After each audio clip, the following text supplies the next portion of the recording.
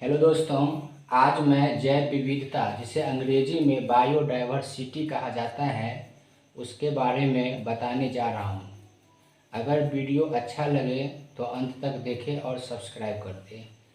जैव विविधता, जैव का अर्थ होता है जीव और विविधता का अर्थ होता है अंतर, यानी कि इस पारिस्थितिक तंत्र में जो भी सजीव प्राणियों हैं उनके जो अंतर है उसे जैव विविधता कहा जाता है।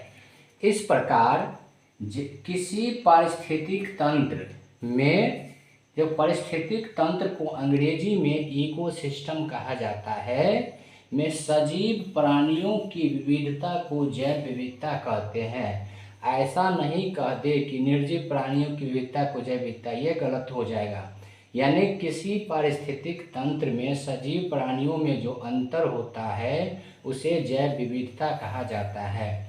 अब हम चलते हैं कि जैव विविधता जो होता है उसके लिए मुख्य दो शर्तें होते हैं। पहला होता है अत्यधिक वर्षा और दूसरा होता है उच्च तापमान। तो चलिए सबसे पहले एक हम ग्लोब बनाते हैं। ये एक ग्लोब हो गया, इसके बीचों बीच जो है एक रेखा गुजरती है जिसे भूमध्य रेखा कहा जाता है, और भूमध्य रेखा के ऊपरी यानी उत्तरी भाग में जो होता है वो 23.5 डिग्री पे जो है वो कर्क रेखा होती है, और 23.5 डिग्री दक्षिणी गोलार्ध में एक मकर रेखा होती है। 23.5 डिग्री दक्षिणी गोलार्ध में मकर रेखा होती है, और इसके बीच का जो क्षेत्र होता है वो जैव विविधता क्षेत्र के रूप में जाना जाता है। यानी कि विषुवत रेखा से उत्तरी गोलार्ध और दक्षिणी गोलार्ध यानी कर्क रेखा और मकर रेखा के समीप का जो क्षेत्र है वहाँ जैव विविधता ज़्यादा पाया जाता है, क्योंकि हम विषुवत रेखा से जैसे जैसे उत्तरी गोलार्ध की ओर चलेंगे तो भी तापमान और वर्षा में कमी आती जाएगी, और वो जिससे जैसे नीचे चलेंगे तो भी तापमान और उच्च तापमान और अत्यधिक वर्षा में कमी आती जाएगी। इस प्रकार इस क्षेत्र को जो है उष्णकटिबंधीय क्षेत्र कहा जाता है। यानी इसके इर्द गिर्द में जो भी देश होते हैं, जो भी क्षेत्र होते हैं, वहाँ पर जैव विविधता ज़्यादा पाया जाता है। तो अगर पूछा जाए कि विषुवत रेखा से उत्तर 23.5 डिग्री देशांतर रेखा को कौन सी रेखा कहते हैं, तो उसे कर्क रेखा कहा जाता है, और 23.5 डिग्री दक्षिणी गोलार्ध में स्थित देशांतर रेखा को मकर रेखा कहा जाता है। अब हम जैसे जैसे ऊपर जाएंगे तो इतना बात समझ में आ गया, और इसके बाद चलते हैं कि जैव विविधता शब्द का प्रयोग सर्वप्रथम 1885 ईस्वी में W.G. रोजेन ने किया था। जैव विविधता शब्द का प्रयोग सर्वप्रथम 1985 ईस्वी में W.G. रोजेन ने किया था। कब किया था? 1985 ईस्वी में W.G. रोजेन ने किया था।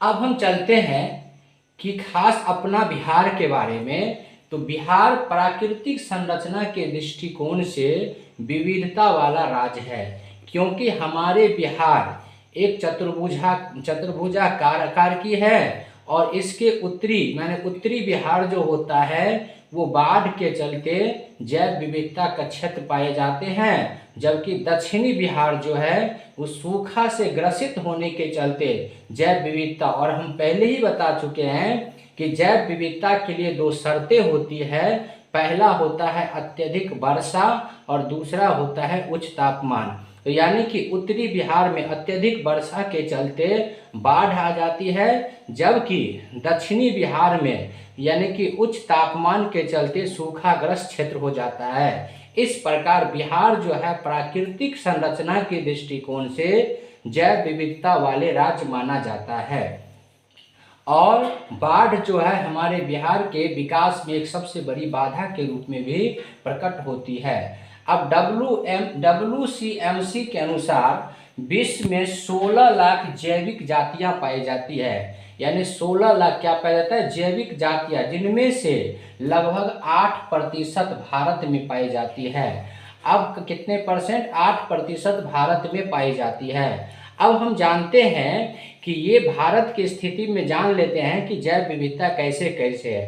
तो ये हमारे भारत हो गए, ये हमारा भारत हो गया। यहाँ पे जो है पश्चिमी घाट, यानी कि पश्चिमी घाट जो है, और इधर पूर्वी हिमालय में हमारे देश में सर्वाधिक जैव विविधता पाया जाता है। यानी पूछा जाए कि भारत के किस क्षेत्र में सर्वाधिक जैव विविधता पाई जाती है, तो वो पश्चिमी घाट एवं पूर्वी हिमालय के क्षेत्र जो है सर्वाधिक जैव विविधता वाले क्षेत्र पाए जाते हैं।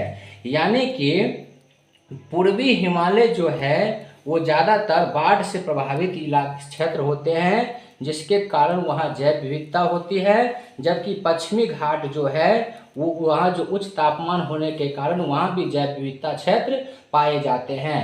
अब जैव विविधता दिवस जो है वो 22 मई को मनाया जाता है। जैव विविधता दिवस कब मनाया जाता है? 22 मई को मनाया जाता है।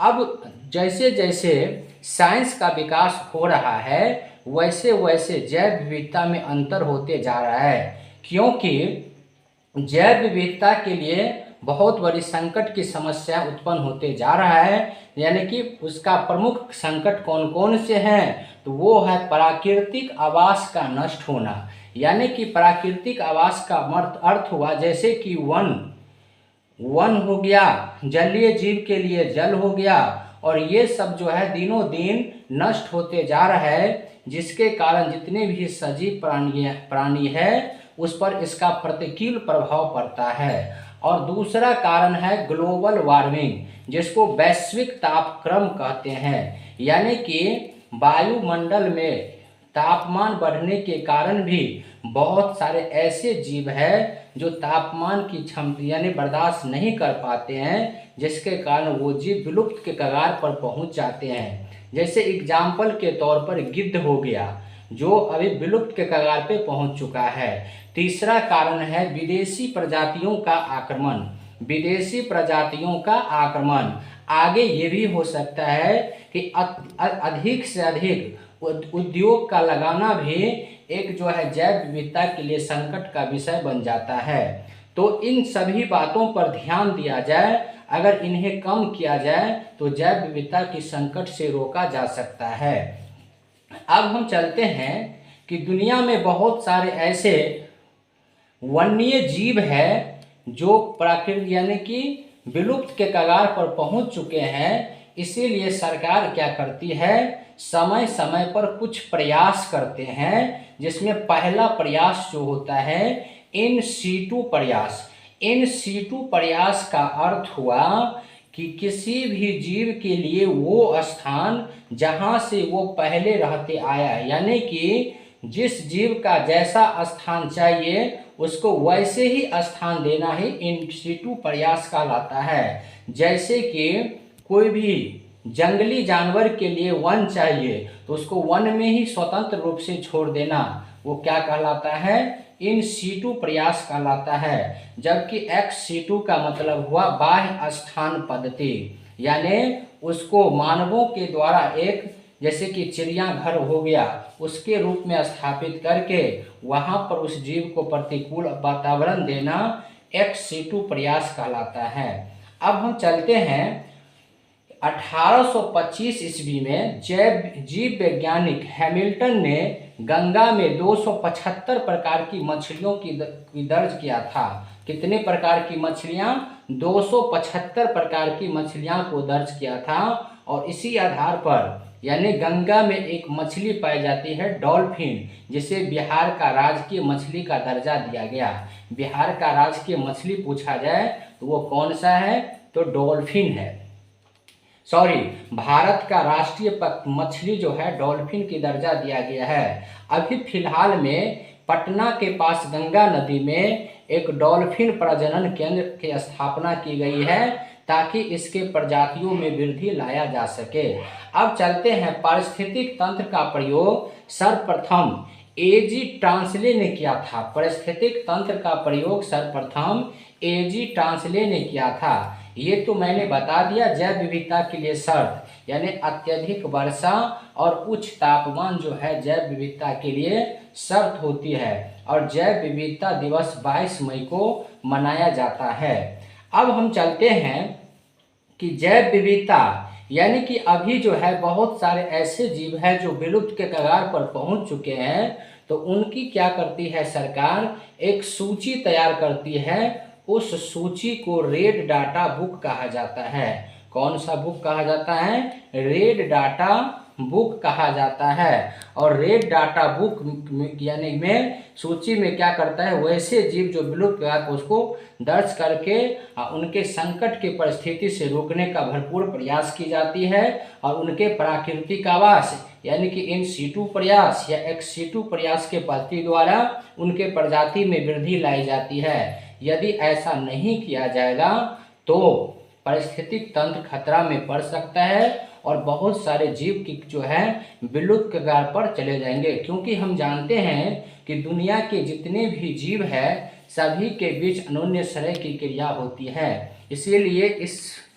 इकोसिस्टम में पारिस्थितिक तंत्र में अनेक जीवों का रहना अनिवार्य है, तभी तो वायुमंडल का यानी कि संतुलन बना रहेगा। अब हम चलते हैं कि हम जानते हैं कि हमारा बिहार जो है वो हमारा बिहार जो है, हमारे बिहार में लगभग 7% वन पाई जाती है। हमारे बिहार में लगभग 7% वन पाई जाती है, जबकि पर्यावरण को संतुलन रहने के लिए कम से कम 33% वन होना चाहिए। कितना प्रतिशत? 33% वन होना चाहिए, लेकिन 33% वन नहीं है, जिसके चलते बहुत सारे जीव जंतुएं विलुप्त के कगार पे पहुंच चुके हैं। अब हम चलते हैं कि हम यानी कि हमारे देश में जैसे कि क्षेत्रफल के दृष्टि से मध्य प्रदेश में सर्वाधिक वन पाए जाते हैं। यानी पूछा जाए कि सर्वाधिक वन वाले राज्य कौन है, तो वो मध्य प्रदेश है, जहाँ पे 11.22% वन पाया जाता है और इसे टाइगर स्टेट्स के रूप में भी जाना, यानी टाइगर स्टेट्स के नाम से भी जाना जाता है। इसी जगह अगर पूछा जाए प्रतिशत के आधार पर सर्वाधिक वन वाले राज्य कौन है, तो वो मिजोरम है।